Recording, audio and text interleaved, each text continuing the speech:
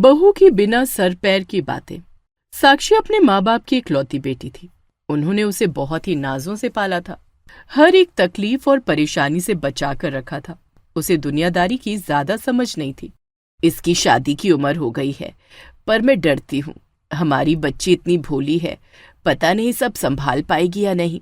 अरे सब कर लेगी, जिम्मेदारी आएगी तो सब हो जाएगा। हमने कभी इस पर कोई जिम्मेदारी डाली ही नहीं, तो हमें कैसे पता चलेगा कि ये काम ठीक से करती भी है या नहीं। आपकी बेटी है, आप इसलिए बोल रहे हो।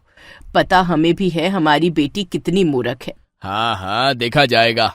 दोनों को पता होता है कि उनकी बेटी कम अकल है, बाकी तो सब बनी बनाई बातें थी। जल्दी उसके माता पिता साक्षी की शादी कर देते हैं। काफी सीधे साधे लोग होते हैं और लड़का भी अच्छा होता है। शादी के 1-2 दिन बाद जब साक्षी का पति राज उससे नाश्ता लगाने के लिए बोलता है, नाश्ता तो नहीं है, डिनर है। हैं? मतलब? अरे रात का खाना है तो डिनर ही बोलेंगे ना। राज का सर चकरा जाता है कि उसकी पत्नी कहना क्या चाह रही है, पर वो समझ नहीं पाता। भाई पता नहीं तुम क्या बोलना चाह रही हो, जो भी है ला कर दो, मुझे ऑफिस जाना है। साक्षी रात का बचा हुआ सब्जी पराठा उसके सामने लाकर रख देती है। ये लीजिए डिनर। हे भगवान साक्षी, चलो कोई बात नहीं कि ये रात का बचा हुआ खाना है, पर जो सुबह के समय किया जाता है उसे बोलते ब्रेकफास्ट ही है। उस समय तो राज इस बात को साक्षी की मासूमियत समझकर छोड़ देता है। चलो बहू, राज तो ऑफिस गया, अब अपने ससुर जी को भी चाय पिला दो। मैं चाय पिला दूं मतलब? उनके हाथ पैर काम नहीं करते क्या? उन्हें बच्चे की तरह सब खिलाना पड़ता है। बहू, ये किस तरह की बातें कर रही हो?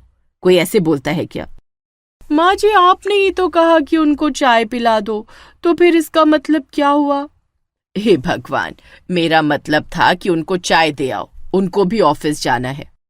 अच्छा, तो साफ बात करिए ना। अरे भाई, तुम तो इतनी बहस करती हो, इतनी देर में तो मैं 10 बार चाय दे आती। वो 10 कप चाय पीते हैं? सरिता अपना सर पकड़ लेती है कि इसको कोई बात समझाने का कोई फायदा नहीं है। इसको कोई बात समझ ही नहीं आती। वो खुद ही अपने पति को चाय देने चली जाती है। साक्षी को समझ नहीं आता कि क्या हुआ। एक दिन वो राज से अपने घर जाने के लिए कहती है। हाँ हाँ चली जाना, बस अभी मेरे लिए चाय बना दो। आज ऑफिस से जल्दी भी इसलिए आ गया क्योंकि काफी थकान हो रही है। हाँ बनाती हूँ। आपको पता है जब मेरे पापा थक जाते थे ना, तब वो मेरे ही हाथ की चाय पीते थे। अच्छा चलो ठीक है, चाय तो बना लाओ। हाँ, जैसे मैं पापा के लिए चाय बनाती थी ना, वैसे ही मसाले वाली चाय बनाती हूँ आपके लिए। ठीक है, तुम चाय बना लाओ, तब तक मैं थोड़ा लेट जाता हूँ। राज को लेटे हुए काफी देर हो जाती है। उसकी आंख ही लग जाती है। वो कम से कम 2-3 घंटे बाद उठता है। ओहो, पता नहीं आँख कैसे लग गई। साक्षी ने चाय लाकर रख दी होगी कब से, अब तो ठंडी हो गई होगी। वो टेबल पर देखता है पर उसे चाय कहीं नहीं दिखती। वो रसोई में जाता है। वो देखता है कि साक्षी मिक्सी में कुछ पीस रही है। अरे, तुम खाना बनाने लग गई? मैंने कितनी देर पहले चाय के लिए बोला था।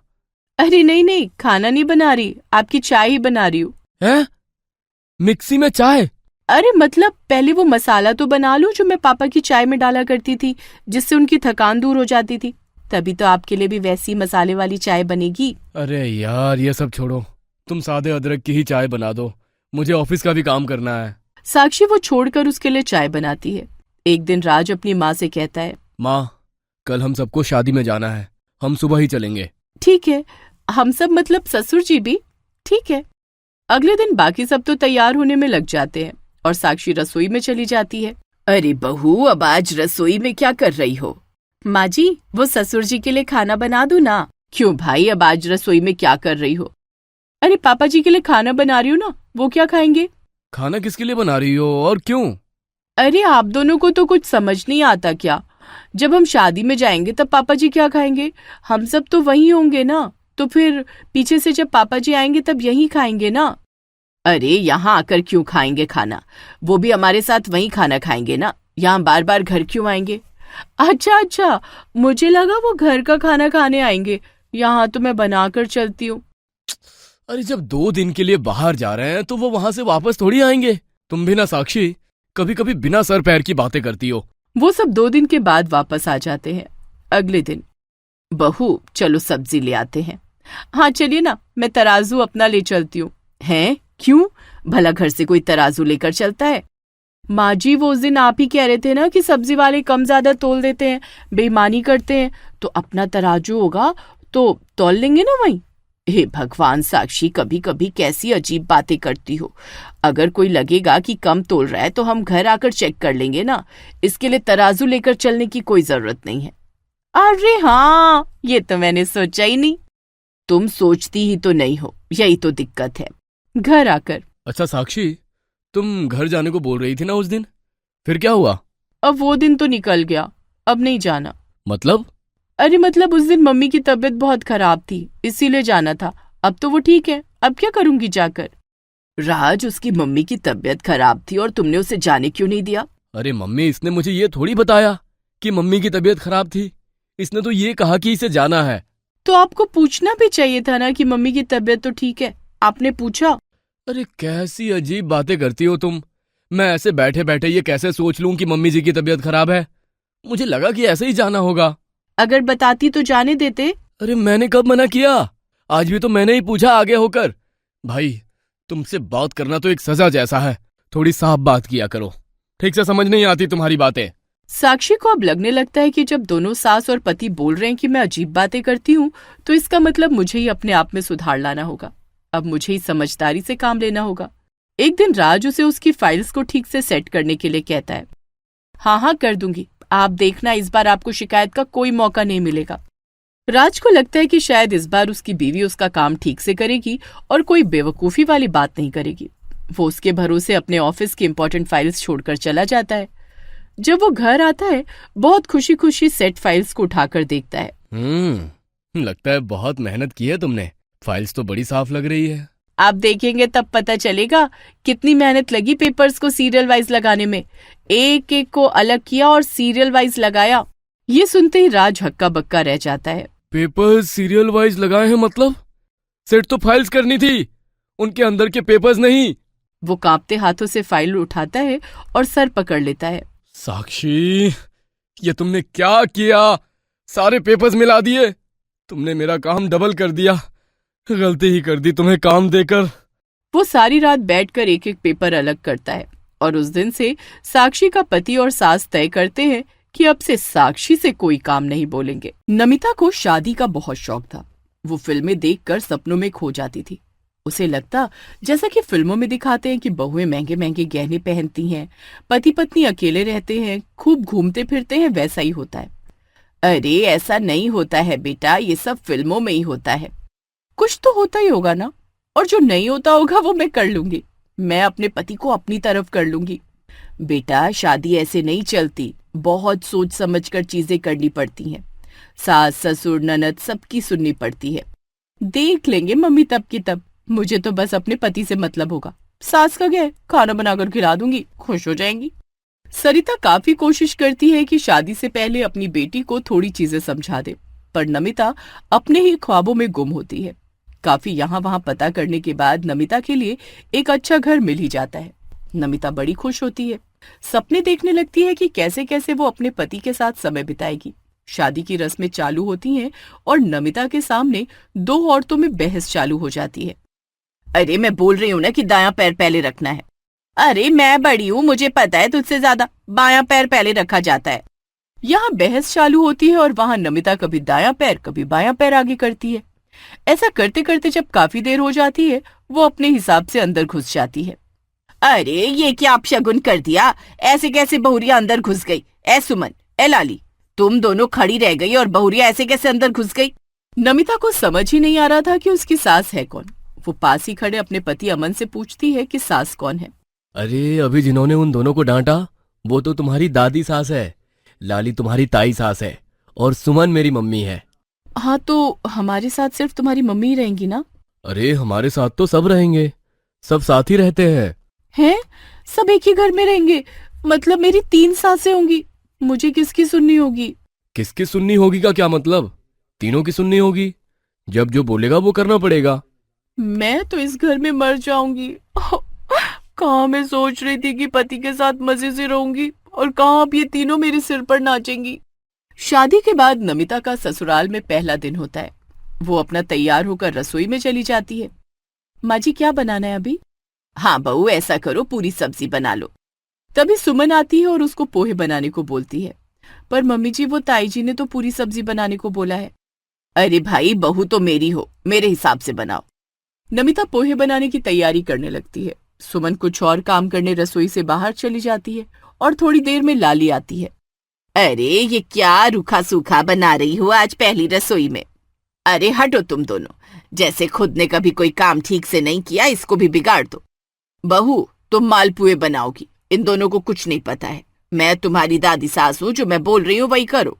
पर दादी जी, मुझे तो मालपुए बनाने आते ही नहीं है। हे भगवान, ये 2 अनार काफी नहीं थी इस घर में जो एक और आ गई। हटो तुम। ए लाली, तू आ तो, तू ही बनवा दे इससे। नमिता, जाओ तुम बाहर चली जाओ, हम कर लेंगे। नमिता को कुछ समझ नहीं आ रहा था कि हो क्या रहा है। कोई कुछ कह रहा है, कोई कुछ। वो रसोई से बाहर ही चली जाती है और जाकर कमरे में बैठ जाती है। अरे क्या हुआ? तुम यहाँ क्यों बैठी हो? आज तो पहली रसोई है ना, जाओ ना किचन में। वहां जाकर करूं क्या? मैं तो कर ही रही थी, सबने बाहर ही निकाल दिया। कोई कुछ कह रहा है, कोई कुछ कह रहा है। 3-3 सासें हैं, किसकी सुनूं, मुझे तो समझ ही नहीं आ रहा। नमिता के साथ रोज ही कुछ न कुछ होता था। वो अपने पति के साथ समय बिता ही नहीं पाती थी। एक दिन वो प्लान बनाती है कि वो और अमन साथ में मूवी देखने जाएंगे। वो अमन को फोन करती है। अमन, तुम समय से घर आ जाना, हम दोनों फिल्म देखने चलेंगे। उसके कमरे के सामने से निकलती हुई उसकी सास सुमन सुन लेती है। हैं? क्या मूवी जा रहे हो? कौन कौन? कौन सी? अच्छा, वो लेटेस्ट वाली? मैं भी चलूंगी। ये सुनते ही नमिता का चेहरा लटक जाता है। उधर जैसे ही लाली देखती है कि सुमन तैयार हो रही है, वो उसके पास जाती है। अरे ये शाम के 8 बजे तैयार होकर कहाँ जा रही है? आज खाना वाना नहीं बनाना क्या? आज तो आप ही बना लो खाना, मैं तो अपनी बहू के साथ फिल्म देखने जा रही हूँ। आज बड़े दिन बाद तो मौका मिला है घर के कामों से छुट्टी का। है? फिल्म? अच्छा, फिल्म देखे तो मुझे भी एक अरसा हो गया है। चल मैं भी चलती हूँ। हैं? आप भी चलोगी? तो फिर पीछे से खाना कौन बनाएगा? क्यों री, क्या मैं सिर्फ खाना बनाने के लिए आई हूँ? मैं भी आ रही हूँ तैयार होकर। और हाँ, हमारी सास है ना घर पर, आज वो कर लेंगी काम। इन दोनों की बातें किसना सुन लेती है। अच्छा, पागल बना रही हो दोनों मुझे। एक तो वो नई नवेली दुल्हन आई है, उसे कोई लिहाज नहीं है कि बड़ों से कुछ पूछूं, कुछ बताऊं। बस अपने मियाँ के साथ प्लान बना लिया। कम से कम तुम दोनों तो पूछ सकती थी मुझसे। फिल्म देखने तो मैं भी चलूंगी, मैं भी आ रही हूँ तैयार हो।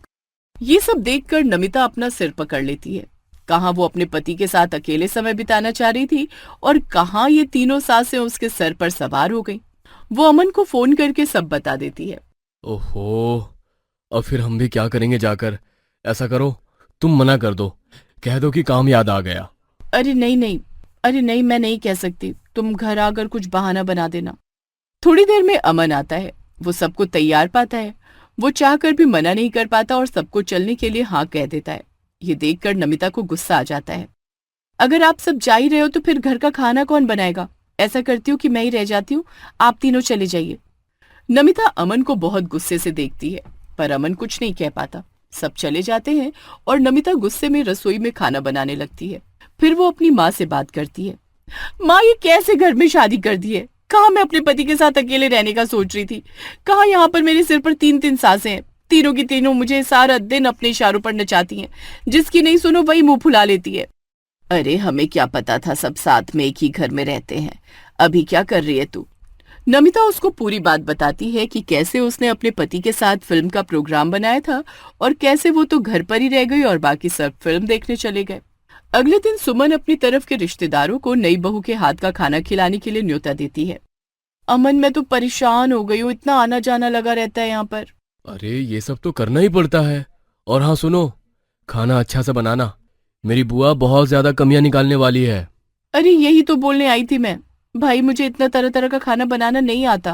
अरे बाबा, ठीक है, मैं संभाल लूंगा। अमन कुछ करके उस दिन का खाना संभाल लेता है। रिश्तेदार खुश होकर जाते हैं। ऐसा देखकर अब लाली को भी लगता है कि वो भी अपने रिश्तेदारों को बुलाए। अगले दिन वो भी लोगों को न्योता दे देती है। नमिता, जैसा उस दिन बनाया था ना खाना, वैसा ही आज भी बनाना। अच्छा हाँ, और जब दही बड़े बनाओगी तो मुझे बुला लेना, बहुत ही बढ़िया बने थे उस दिन। अब नमिता को समझ नहीं आता कि वो क्या करे। उसे तो दही बड़े बनाने आते ही नहीं थे। वो बाकी खाना तो कर लेती है और उस दिन दही बड़े ना बनाने का कोई बहाना बना देती है। रात को, भाई बहुत हुआ ये रिश्तेदारों की खातिरदारी, अब नहीं हो पाएगा। इन 3 सासों को संभालते संभालते मैं तो परेशान हो गई। अरे भाई, हम सब तो साथ ही रहते हैं और अब तुम्हें भी इसकी आदत डाल लेनी चाहिए। नमिता चुप होकर रह जाती है। कहाँ उसने सोचा था कि वो अपने पति के साथ अकेली रहेगी और कहाँ उसे 3 सासों के साथ रहना पड़ रहा था। विदेशी बहू की रसोई। ललित अपने माँ बाप के कंट्रोल में नहीं था। जो वो कहे उसका उल्टा ही करता था। हमेशा अपने मन की करना, चाहे नुकसान ही हो जाए। शार्क टैंक देख देख कर आजकल उस पर बिजनेस करने का भूत सवार था। बेटा, हम लोग मिडिल क्लास लोग हैं, ये बिजनेस वगैरह हमारे बस का नहीं है। पिताजी, मुझे तो बिजनेस ही करना है। मैं पढ़ाई करके पागल हो गया हूँ, मुझसे नहीं हो रही है पढ़ाई अब। पर बेटा, उसके लिए पैसे भी तो होने चाहिए ना। कहाँ है पैसे, सोचा तुमने? पैसे तो हैं आपके पास, वो छोटा सा फ्लैट है ना, 2-3 लाख में बिक जाएगा। बस आप वो बेच दो। अरे बेटा, वो तुम्हारे दादाजी की आखिरी निशानी है, ऐसा कैसे कह रहे हो? अरे तो कौन सा दादाजी नीचे आकर कुछ कह रहे हैं? ललित, यह क्या तरीका है बोलने का? पैसे के पीछे अंधे हो गए हो क्या? हाँ, अंधा हो गया हूँ मैं बस परेशान हो गया हूँ। छोटी छोटी चीजों के लिए अपना मन मारना पड़ता है। दोस्त इतनी तरक्की कर रहे हैं, मेरे हाथ हमेशा ही खाली रहते हैं। बेटा, ऐसे तुलना करोगे तो कभी खुश नहीं रह पाओगे। माँ, मुझे कुछ नहीं पता, मैं बहुत परेशान हो गया हूँ। ऐसा लगता है दुनिया में सबसे गरीब मैं ही हूँ। उसने लड़ झगड़ कर अपने पिताजी से जमीन बिकवा ही दी और अपने किसी ऐप बनाने के बिजनेस में लगा दी। हाँ, मुझ पर भरोसा रख यार, मैं बना रहा हूँ ना ऐप तेरी। पुनीत ललित को बेवकूफ बना रहा था। उसे कुछ करना नहीं आता था, पर ललित पैसा कमाने की दौड़ में इतना अंधा हो चुका था कि उसे कुछ सही गलत समझ नहीं आ रहा था। हाँ भाई, बस अब तेरा ही सहारा है। अपने माँ बाप से तो मैं तंग आ चुका हूँ। ना उनके पास पैसा है मुझे देने के लिए, और ना कोई जमीन जायदाद है जिसे बेचकर मैं अपनी जिंदगी गुजार लूँ। अरे तो चिंता मत कर यार, बस तू पैसे दे दिया कर मुझे जब मैं मांगू, और देखना ये ऐप कैसे पैसे बरसाएगी। ललित पुनीत की बातों में आकर पैसा लुटाए जा रहा था। उस 3 लाख में से उसके पास बस 50,000 ही बचे थे और ऐप अभी तक नहीं बनी थी। क्या हुआ यार, महीने हो गए तुझे काम करते करते, सारा तो पैसा खर्च हो गया। हाँ, तो कोशिश तो की ना मैंने, अब नहीं हुआ तो क्या करूं? घर आते समय वो एक बस देखता है जिसमें विदेशी लोग घूमने आए हुए होते हैं। पता नहीं उसे क्या सूझती है। वो वहां जाकर आई एम अ गाइड करने लगता है। वहां की एक विदेशी लड़की उसे देखकर मुस्कुराती है। हमको थोड़ा हिंदी आता है, तुम गाइड है? यस मैडम, मैं गाइड हूँ। तो तुम हमको घुमा देगा? हाँ मैडम, घुमा देंगे, पर आप पैसे देंगे ना? हाँ हाँ, पैसे की चिंता नहीं है, बहुत पैसा है हमारे पास। ये बात सुनकर ललित की आंखें बड़ी हो जाती हैं। ठीक है मैडम, तो फिर चलिए। वो डायना को एक एक करके हर जगह बहुत प्यार से दिखाता है। वो उसे अपने जाल में फंसाने के चक्कर में होता है। अपने घर के बारे में झूठी बातें बताना, झूठे सपने दिखाना, वो ये सब कर रहा होता है। डायना भी उसकी बातों में आ जाती है और उससे शादी कर लेती है। वो दोनों सीधे शादी करके घर पहुंचते हैं। अरे, ये कौन है? कहीं हाँ माँ, मैंने इससे शादी कर ली है। ये कहकर वो अंदर चले जाते हैं। अगली सुबह, मुझे बहुत भूख लगा है, मुझे कुछ खाना है। ललित, इससे कह अपने आप बनाए और खाए, यहाँ कोई नौकर नहीं है इसका। डायना चुपचाप रसोई में चली जाती है और थोड़ी देर में कुछ बनाकर लाती है। ये क्या है? ये मीट वाला पिज्जा है, खाकर देखिए, बहुत अच्छा है। हाय राम, मीट! हम पंडित लोग। ललित, क्या तुम भी खा लोगे? उसकी बात पूरी भी नहीं होती और वो देखती है कि ललित तो मजे से मीट का पिज्जा खा रहा होता है। अरे माँ, मीट तो मैं ही लेकर आया था हमारे लिए। बस अब यही देखना रह गया। पहले तो 3 लाख गवा दिए और अब मीट खाना पड़ेगा। सुनो जी, हमारे लिए कुछ और बना लो। बहू, कल से कुछ और बनाना, ये हम नहीं खा सकते। अगले दिन सुबह डायना रसोई में दाल रोटी बनाने की कोशिश कर रही होती है। तभी जलने की बदबू आती है। हे भगवान, इसने तो पूरी दाल जला दी। और ये क्या? आटे में इतना पानी कौन डालता है? पहले ही तंगी से गुजर रहे हैं और अब बस यही देखना रह गया। ललित भी देख कर जाता है और सोचता है, इससे तो मैंने पैसे के लिए शादी की थी, पैसा तो कुछ निकला नहीं इसके पास, और जो जितना है उसमें भी ये आग ही लगा रही है। हमारे ही भाग्य में लिखी थी ये विदेशी बहू, जिसे कुछ काम नहीं आता। कभी मीट ले आती है तो कभी खाना जला देती है। एक दिन मेरा पिताजी मेरा अकाउंट में 10 लाख जमा करने को बोल रहे हैं। ये सुनते ही ललित के मुंह में जैसे पानी आ जाता है। हाँ हाँ जरूर जरूर। वैसे तो मैं किसी से कुछ लेना पसंद नहीं करता, पर अब तुम्हारे पिताजी है तो मैं मना भी नहीं कर सकता। चलो अब इसी बात पर खीर खिला दो। खीर? आती है ना? नहीं तो यूट्यूब से देख लो। डायना यूट्यूब से देखकर खीर बनाने लगती है और थोड़ी देर में सबके सामने लेकर आती है। चलो आज लगता है कुछ अच्छा मिलेगा खाने को। जैसे ही सब मुंह में लेते हैं वैसे ही मुंह से निकाल देते हैं। ये क्या बनाया है? कैसे बनाया? वो बस दूध में चीनी और चावल ही तो डालना था, वो ही किया है। चावल गलाए थे, नहीं तो यूट्यूब पर ऐसा कुछ नहीं लिखी था। और ये दूध कैसा है, गाढ़ा? ये दूध नहीं है, दही है। मैं देखते ही समझ गई थी। किस्मत ही फूटी है, ये विदेशी बहू आ गई। भूखा मार देगी ये हमें। इतना अनाज बर्बाद होता है, हर चीज 2 बार बनती है। कहा मैंने इससे शादी करके पैर पर कुल्हाड़ी मार ली। खाने को अच्छा कुछ मिलता नहीं है, और वो पैसे पता नहीं कब देगी है मुझे। आज ही पूछ लेता हूँ। डायना, पैसे आ गए हो तो बैंक से निकाल कर कहीं इन्वेस्ट कर दे, तुम्हारे ही काम आएंगे। वो पैसे तो मैं एनजीओ में दे दिए जिससे मैं जुड़ी हुई हूँ। तुम्हें तो नहीं चाहिए थे ना? हैं? क्या एनजीओ में? हाँ खैर, मुझे तो नहीं चाहिए थे।